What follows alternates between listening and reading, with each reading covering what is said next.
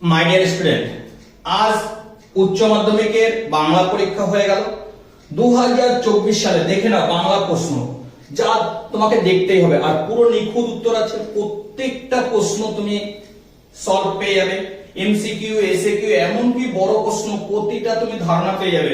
অতএব দেখে নাও, অবশ্যই তোমাকে দেখে নিতে হবে। দেখো, প্রথম হচ্ছে বাংলা ভাষা নূতন 2024। দেখো, সময় 3 ঘন্টা 15 মিনিট, 15 মিনিট আগে খাতা দিয়েছিল। পরিমিত এবং যথার্থ উত্তরের জন্য যথার্থমূলক বর্ণ শুদ্ধি এবং অপরিচ্ছন্নতা হস্তাক্ষরে, অপরিচ্ছন্ন হস্তাক্ষরের জন্য নম্বর কেটে নেওয়া হবে। উপেন্দ্র প্রস্তারে পূর্ণমান সত্যি থাকে, অর্থাৎ তোমার হাতের লেখা খারাপ হোক ভালো হোক, তুমি না কাটাকাটি করবে না, পরিষ্কার লিখবে, তাহলে না তোমার উচ্চ মাধ্যমিকের নাম্বার ভালো আসবে, উচ্চ মাধ্যমিকের নাম্বার ভালো আসবে। দেখো, নির্দেশ বলে কি দিয়েছে, এই প্রশ্নপত্রের পৃষ্ঠা হচ্ছে 16, কটা পৃষ্ঠা 16। প্রদত্ত নির্দেশ অনুসারে প্রশ্নের উত্তর দাও এবং মূল উত্তরপত্রে কেবল প্রশ্ন উত্তর দিতে হবে, অন্যত্র নয়, অন্যত্র উত্তর দেওয়া যাবে না। দেখো, এমসিকিউ, দেখো বহুভিত্তিক এমসিকিউ এবং সমস্ত উত্তরের জন্য এসএকিউ উত্তরের জন্য নির্দিষ্ট ট্যাবেল লিখতে হবে, মানে তোমাদের নির্দিষ্ট ভাগ করে দিয়েছে, জায়গা করে দিয়েছে, সেখানেই লেখার ব্যবস্থা করেছে, জানো তো। বহু বিকল্প ভিত্তিক প্রশ্ন, দেখো ঠিক বিকল্প নির্বাচন করো, যে কোনো 18টি প্রশ্ন উত্তর দাও। দেখো, প্রথম, সংসারে তার নাকি মন নাই। এখানে কার কথা বলা হয়েছে তোমরা সবাই জানো, জানো, নিখিলের সংসারে মন নেই। কেন? সে কি করতে চায়? বই পড়ে চিন্তার জগৎ তৈরি করে কাটিয়ে দিতে চায়, সংসারে নিখিলের মন নেই। তারপরে প্রশ্ন দেখো, সকলে একই কথা বলে, সকলে যে কথা বলে সে হচ্ছে কি জানো, সেই একই ভাগ্যের দুর্দশা কাহিনী। যে মৃত্যুঞ্জয় যখন কি করে, লোকদের কাছে, ফুটপাতের লোকদের কাছে জিজ্ঞাসা করে তাদের দুর্দশা কাহিনী, সে একই কথা সবার মুখে, একই ভাগ্যের দুর্দশা কাহিনী তারা বলে, ভাগ্যের দুর্দশা কাহিনী তারা বলে। দেখো, আর বৃষ্টির সঙ্গে বাতাস জোরালো হলে তাকে বলে কি জানো, ফাঁপি। তাহলে বৃষ্টির সঙ্গে বাতাস জোরালো হলে তাকে বলে কি, ফাঁপি। পৌষে বাদলা তোমরা জানো, সবই জানো। পরের প্রশ্ন দেখো, আর সে অন্য 1000 মাইল দূরে, আর ড্যাশটা তালা। কটা তালার কথা বলা হয়েছে জানো তো? তালা লাগানো থাকলে গুদামে থাক, শূন্যস্থান নেই। তাহলে কটা তালার কথা বলা হয়েছে জানো? 31টি। কটা তালার কথা বলা হয়েছে? 31টি। রূপনারায়ণ কুলে কবিতাটি কোন কাব্যগ্রন্থের অন্তর্গত জানো? শেষ লেখা। রবীন্দ্রনাথ ঠাকুরের শেষ লেখা কাব্যগ্রন্থের অন্তর্গত। রূপনারায়ণ কুলে কবিতাটি কোন কাব্যগ্রন্থের? শেষ লেখা। শিকার কবিতা দ্বিতীয়বার আগুন জ্বালানোর জন্য জানো? হরিণের মাংস তৈরি করার জন্য। বাদামি হরিণের মাংস তৈরি করার জন্য দ্বিতীয়বার আগুন জ্বালানো হয়েছিল। আর আবার আগুন লাগে, আগুন কোথায় লাগে জানো? আগুন কোথায় লাগে? উত্তর হচ্ছে জলের অন্ধকার ধূসর ফেনায়। অন্ধকারে ধূসর ফেনা কি করে?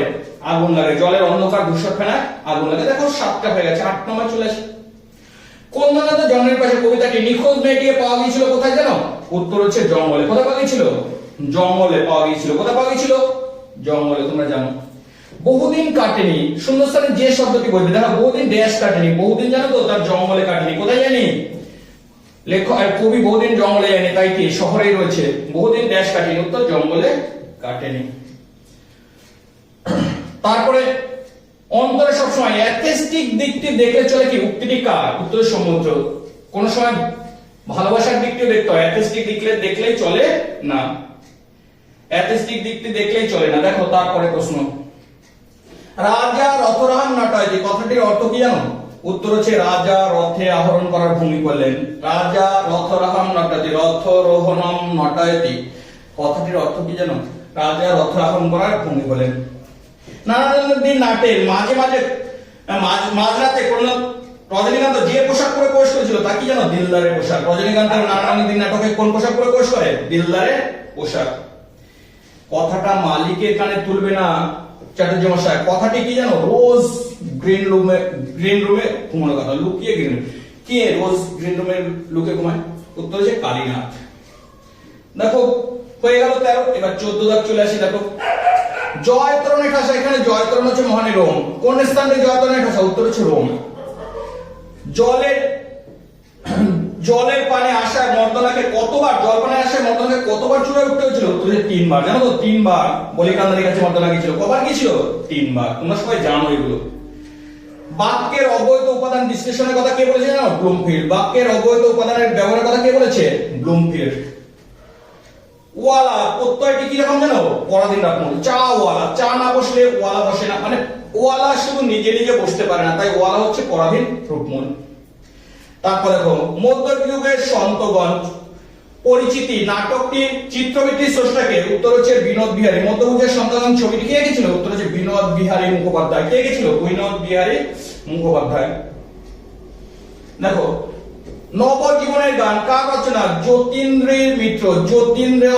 যতীন্দ্র মিত্র। ইন্ডিয়ান স্ট্যাটিস্টিক্যাল ইনস্টিটিউট কে প্রতিষ্ঠা করে? এটা তোমরা সবাই জানো, ইন্ডিয়ান স্ট্যাটিস্টিক্যাল ইনস্টিটিউট। উত্তর হচ্ছে প্রশান্ত চন্দ্র মহলানবিশ। কে প্রতিষ্ঠা করে? প্রশান্ত চন্দ্র মহলানবিশ। কুস্তির সঙ্গের একটি প্যাচের নাম কি জানো? ঢাক। কুস্তির সঙ্গে একটি প্যাচের নাম কি? ঢাক।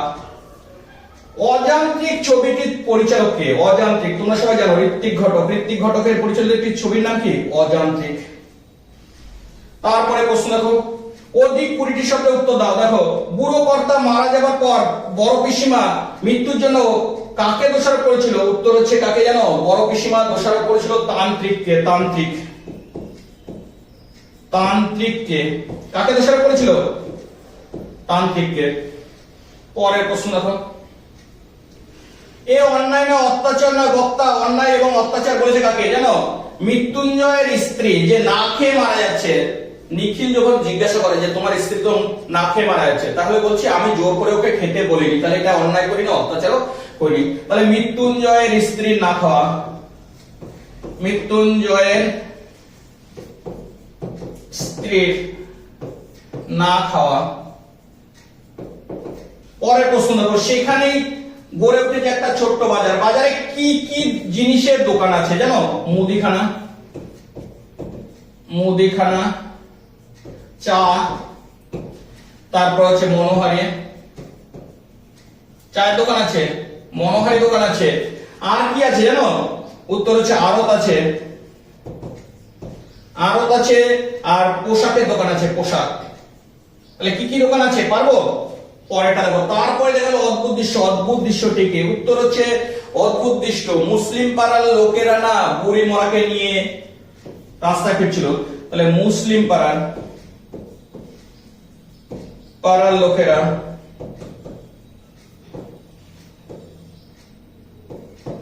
বুড়ি মরাকে নিয়ে ফিরছিল। বুড়ির চ্যাংদোলা করে ফিরছিল।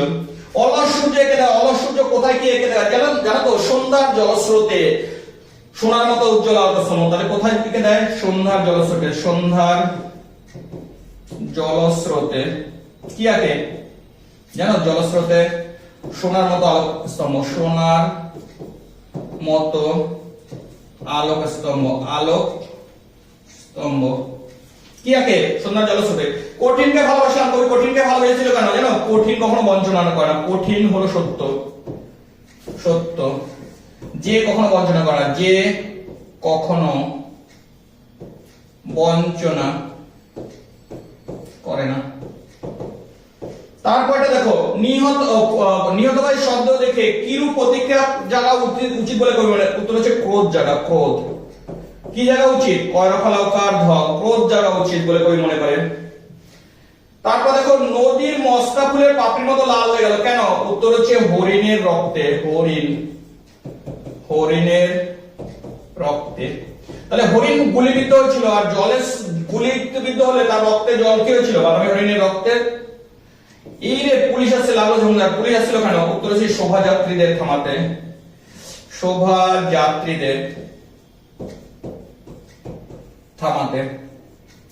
তাহলে পুলিশ আসছিল কেন? শোভাযাত্রীদের থামাতে। কাম অন কুইক, মোহাম্মদের ক্যাশটা দাও তো। কে মোহাম্মদের ক্যাশ কখন দিয়েছিল? উত্তর হচ্ছে মোহাম্মদের ক্যাশ কে দিয়েছিল তোমরা জানো? উত্তর হচ্ছে কালীনাথ দিয়েছিল। রিজিয়া নাটক অভিনয় মুহূর্তে। রিজিয়া নাটকের অভিনয় মুহূর্তে তাকে পাথর, দেখো তাকে সামনে পাথরটা তুলতে বললেন। পাথরটা তোলার পরে কি দেখা গেল? উত্তর হচ্ছে জলের ঝর্ণা বেরিয়ে এসেছিল। কোথা থেকে জল জানো তো? বলিকান্দারিকে তার গুরু মর্দানা যখন কি করছিল, তাহলে জলের ঝর্ণা বেরিয়ে এসেছিল সেখান থেকে। তারপরে প্রশ্ন দেখো, ভাষা সৃষ্টি প্রয়োগ মস্তিষ্কের কোন গোলার্ধ? উত্তর হচ্ছে আমাদের যে সামনে মানে অগ্র গোলার্ধ। তারপর দেখো রূপতত্ত্বের ভিত্তি বলতে কি বোঝো? উত্তর হচ্ছে ভাষার ক্ষুদ্রতম একক। ভাষার ক্ষুদ্রতম একক। ধাতুর সঙ্গে যে প্রত্যয় যুক্ত হয় তাকে ধাতু প্রত্যয় বলে। ধাতু প্রত্যয়। ধাতুর সঙ্গে যে প্রত্যয় যুক্ত হয় তাকে কোন প্রত্যয়? ধাতু প্রত্যয় বলে। দেখো এভাবে দেশের লোককে বাঁচানো যায় না, এভাবে বিষয়ভিত্তিক। দেখো বর্ণমূলক অনধিক 150 যে কোনো একটি লিখতে বলেছে। দেখেছো প্রশ্ন ভীষণ সোজা হয়েছে। এভাবে দেশের লোককে বাঁচানো যায় না এ ধারণা কার? উত্তর হচ্ছে জানো তো নিখিলের। কার ধারণা? নিখিল। তারপরে কোন ভাবে দেশের লোককে বাঁচানো যায় না? উত্তর হচ্ছে নিজে না খেয়ে অপরকে খাইয়ে। নিজে না খেয়ে অপরকে খাইয়ে। কেন এভাবে বাঁচানো যায় না? এভাবে হচ্ছে একজনের খাবার অন্যজনকে দেয়া মাত্র। এভাবে কি একজনের খাবার অন্যজনকে দেয়া মাত্র। এই ধারণা মধ্য দিয়ে বক্তা কোন চরিত্র প্রকাশ পায়? বক্তা হচ্ছে কিছুটা স্বার্থপর। সে বলেছে যে এমন খাবার থাকে যেটুকু খেলে সে নিজে বেঁচে থাকবে তা সে নিজেই খাবে, অন্যকে খেতে দেবে না। অর্থাৎ সে কিছুটা স্বার্থপর মনোভাব প্রকাশ পায়।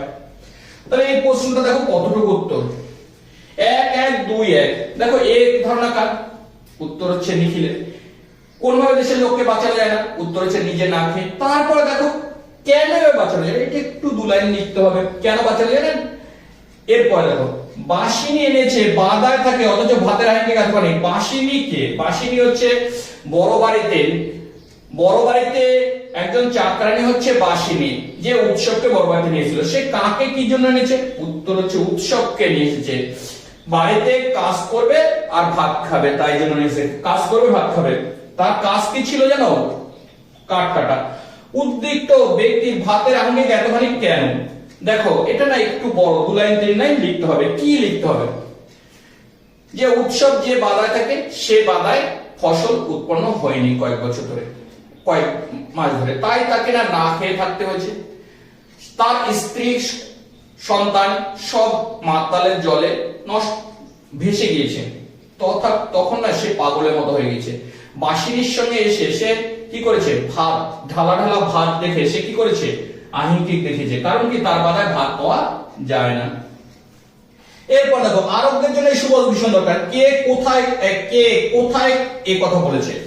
উত্তর হচ্ছে দেখো এই মধ্য দিয়ে বক্তার কি মনোভাব পাওয়া যায়। দেখো বক্তা বলেছে কি জানো? শহরে নির্বিচারে কি করছে? সবুজ নিধন চলছে। সেই সবুজ নিধন বন্ধ করে গাছপালা যদি এনে বাগানে বসানো হয়, একটু বাগান তৈরি করা হয়, সবুজ চোখকে উন্নত দেবে, আরোগ্য থেকে দেহকে বাঁচাবে, তাই সবুজের ভীষণ দরকার বলে কবি মনে করেছে। দেখো মাঝে মাঝে শুনি বক্তাকে তিনি কি শোনে? মাঝে মাঝে কবি শোনে কি শোনে জানো? কি শোনে? উত্তর যে কয়লার খবির গভীর শব্দ। তিনি যা শুনতে পান তার মানে কি প্রভাব ফেলে? দেখো তিনি শহর থেকে দূষণ মুক্ত পরিবেশ হিসেবে সে একদম জঙ্গল এলাকায় গিয়েছে। সেখানে গিয়েও কয়লার খনির শব্দ সে শুনে না, তার মন ভেঙে যায়। তার মনে হয় কি যে শহরের দূষণ সেখানেও পৌঁছে গিয়েছে। অনধিক 100টি শব্দের মধ্যে এই 150 শব্দের উত্তর দাও। এবার নিশ্চয়ই লোকের হাসি হবে। লোকের যাতে হাসি পায় জানা বিরহ নাটকে কুশলী কি চেষ্টা করেছিল জানো? কুশলী বলতে বৌদি তৃপ্তিমিত্র না দুবার কি করেছিল? হাসির নাটকের লভ সিনের চেষ্টা করেছিল। প্রথমবার প্রগ্রেসিভ লভ সিন, তারপর বার ইথেস্টিক লভ সিন। হাসির উদ্যোগ শেষ পর্যন্ত তারা ব্যর্থ হলো কেন? দেখো যতই চেষ্টা করছে তাতে লোকের হাসি পায় না বলেই তাদের ধারণা। তারা তাই হাসির খোরাকের উদ্দেশ্যে কোথায় গিয়েছে? রাস্তাঘাটে বেরিয়েছে।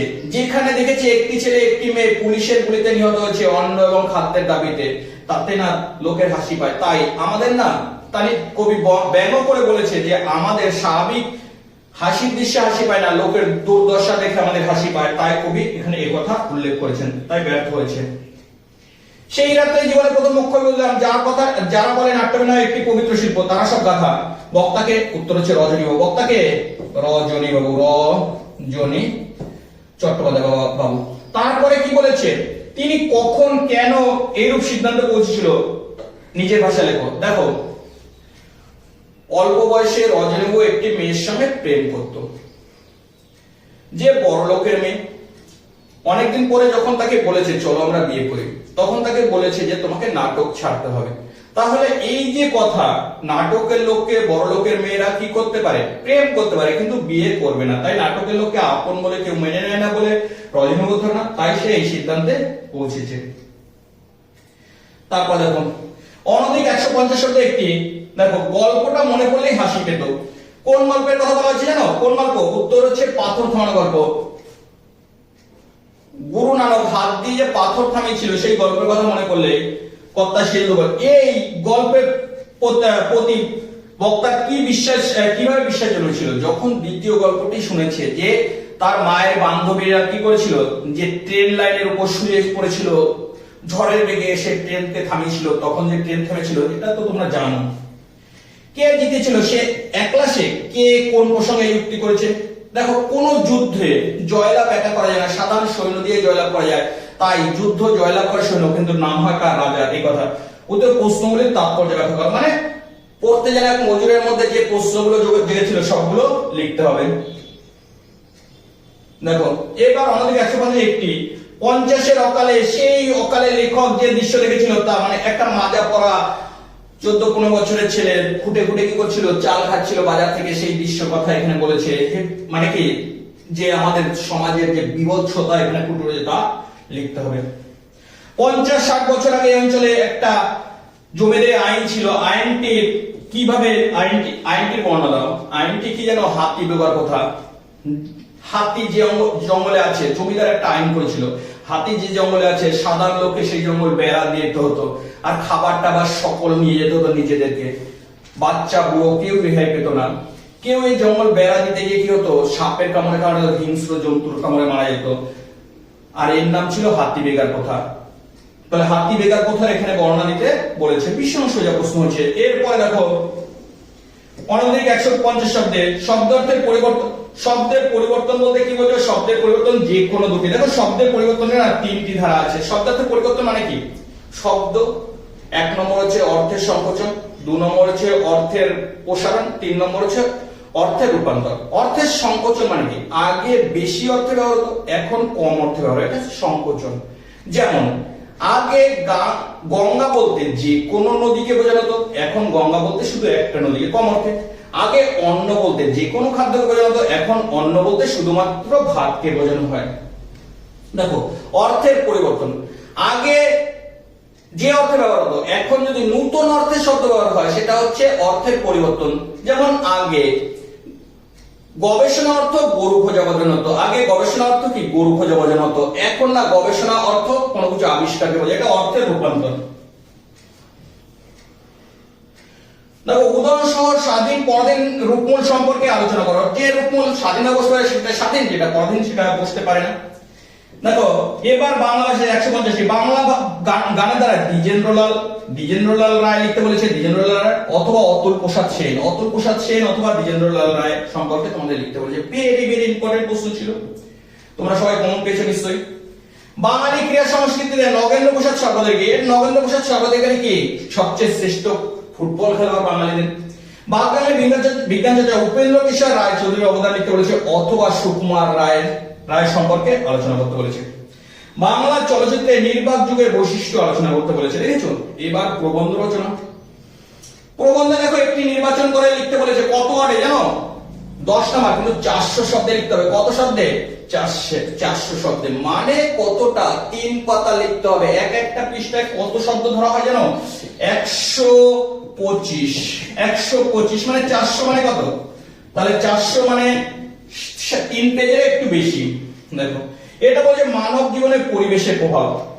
মানব জীবনের পরিবেশে, দেখো মানব জীবনের পরিবেশের ভূমিকা বলেছে, প্রকৃতি পরিবেশ বলেছে, সামাজিক পরিবেশ বলেছে, তারপরে কি বলেছে দেখো সাংস্কৃতিক পরিবেশ বলেছে, পরিবেশের সৃষ্টিতে মানুষের দায়িত্ব, পরিবেশের ভাবনা, পরিবেশ মানে আমাদের পরিবেশের উপর আমাদের যে প্রভাবটা সেটা আলোচনা করতে বলেছে। দেখো এরপর হচ্ছে শিশু শ্রমের বিলোপ। শিশু শ্রমের বিলোপ সম্পর্কে কি করতে বলেছে? একটা প্রতিবেদন রচনা করতে বলেছে বড় করে।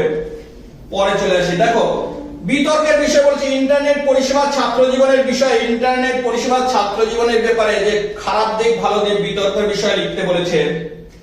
পরে দেখো দেখো শতবর্ষে মৃণাল সেন, এবছর Mrinal Sen very very important ছিল, মৃণাল সেন চলে এসেছে, দেখেছো শতবর্ষের আলোকে মৃণাল সেন, দেখো কতটা পয়েন্ট দিয়েছে। মৃণাল সেনের জন্ম দিয়েছে, মৃত্যু দিয়েছে, তারপরে কর্মজীবন দিয়েছে। যদি এটা থেকে একটু লেখা কেউ প্র্যাকটিস করে তাহলে না তার 400 ওয়ার্ড হয়েই যায়। দেখেছো এই যে এতটা দেয়া আছে, প্রায় 200 ওয়ার্ড 250 ওয়ার্ড দেয়া আছে, কিছু একটু জানলেই। এই ছিল আজকের টোটাল প্রশ্ন 2024 সালে বাংলা। সাবস্ক্রাইব করে রেখে দাও, কারণ কালকে পরের দিনে ইংলিশ আসলে ইংলিশের ব্যবহার ব্যাখ্যা হবে, প্রত্যেকটা প্রশ্ন তুমি পেয়ে যাবে। সাবস্ক্রাইব করে দাও, তুমি লাভবান হবে। পরবর্তী ভিডিওর জন্য অপেক্ষা করো।